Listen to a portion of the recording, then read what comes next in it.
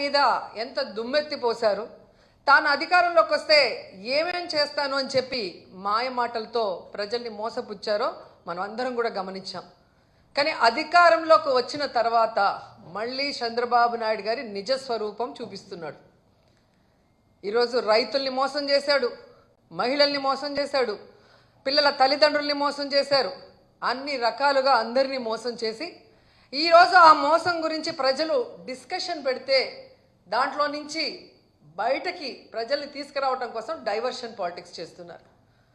ఎంత దురదృష్టం అంటే ఈ కూటమి ప్రభుత్వం అధికారంలోకి వచ్చాక ప్రజల ఆరోగ్యాన్ని గాలికి వదిలేశారు. ఆరోగ్యశ్రీని ఏ విధంగా నిధులు ఇవ్వకుండా పొమ్మనకుండా పొగబెట్టినట్టు ఈరోజు హాస్పిటల్స్ ఆరోగ్యశ్రీ కింద చేయడానికి సుముఖంగా లేకుండా చేసింది ఈ ప్రభుత్వం కాదా?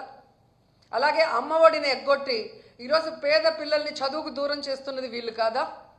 అలాగే రైతులకి అండగా నిలబడాల్సిన ప్రభుత్వం రైతుల వెన్నెముకలు విరుస్తూ వాళ్ళకి ఇవ్వాల్సినది ప్రామిస్ చేసి కూడా ఇవ్వకుండా మోసం చేసింది నిజం కాదా అని అడుగుతున్నా.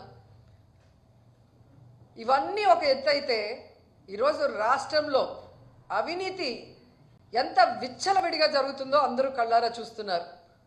అది ఇసుక కానీ, అది మైనింగ్ కానీ, ల్యాండ్స్ కానీ, ఏది చూసినా లిక్కర్ కానీ విచ్చలవిడిగా వాళ్ళు దోపిడీకి అవినీతికి తెరలేపి వాటి మీద ప్రజలు దృష్టి పెట్టకుండా ఈరోజు తప్పుడు సాక్ష్యాలతో బురద చల్లుతూ కొంతమందిని టార్గెట్ చేసి ఎలా అరెస్ట్ చేస్తున్నారో మనం కళ్ళారా చూస్తున్నాం.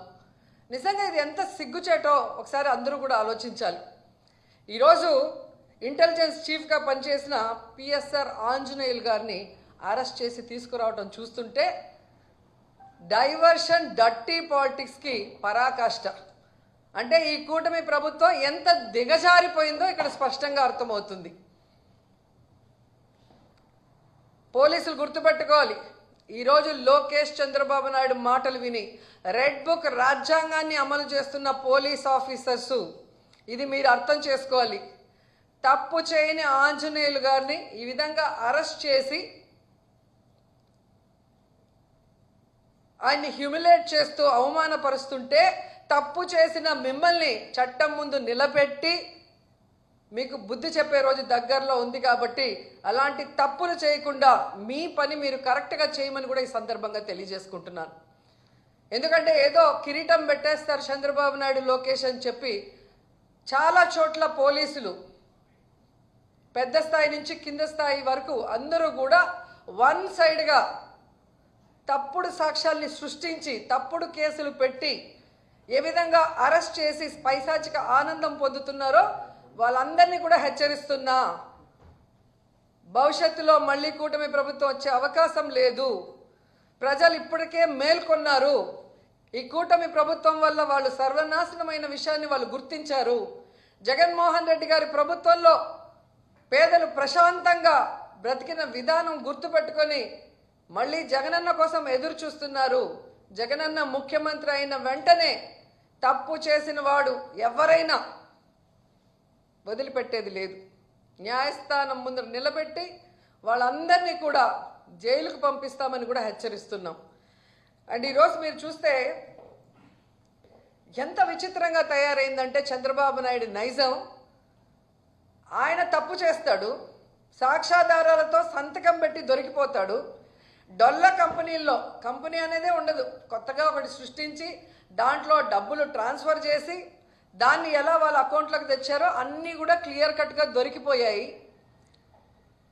స్కిల్ డెవలప్మెంట్ స్కామ్లో ఈడీ కూడా కొంతమందిని అరెస్ట్ చేసింది. కొంతమంది ఆస్తుల్ని అటాచ్ చేసి అవినీతి జరిగింది అని ప్రూవ్ కూడా చేసిన తర్వాత నాకు కన్ను బాగలేదు, ముక్కు బాగలేదు, కిడ్నీ బాగలేదు, వయసు అయిపోయిందని దొంగ తిరుగుడు చెప్పి బెయిల్ తీసుకొని బయటకు వచ్చి ఏదో తాను తప్పు చేయనట్టుగా ఆ కేసుని ముందుకు నడిపించకుండా ఎలా ఆపేశాడో అందరూ చూశారు.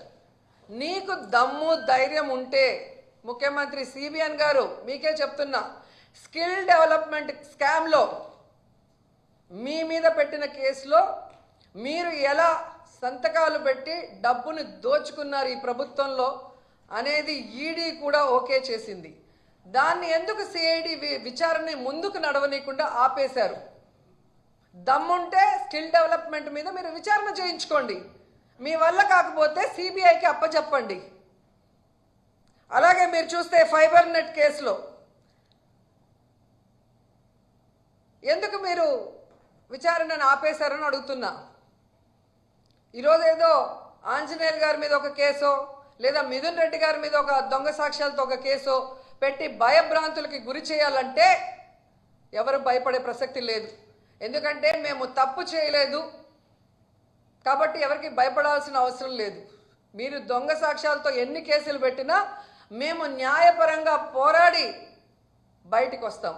కానీ మీ మీద కేసులు విచారణ జరిగితే మీరు పర్మనెంట్గా జైలుకి వెళ్తారన్న సంగతి మీకు తెలుసు. అందుకే అడుగుతున్నా, దమ్ముంటే దొంగ కేసులు పెట్టి మీ పచ్చ ఛానళ్లలో దుమ్మెత్తిపోయటం కాదు, స్కిల్ డెవలప్మెంట్ స్కామ్ మీద, ఫైబర్ నెట్ స్కామ్ మీద విచారణ జరిపించండి. మీకు ఆ దమ్ము లేకపోతే సిబిఐకి అప్పచెప్పండి అని కూడా డిమాండ్ చేస్తున్నాం.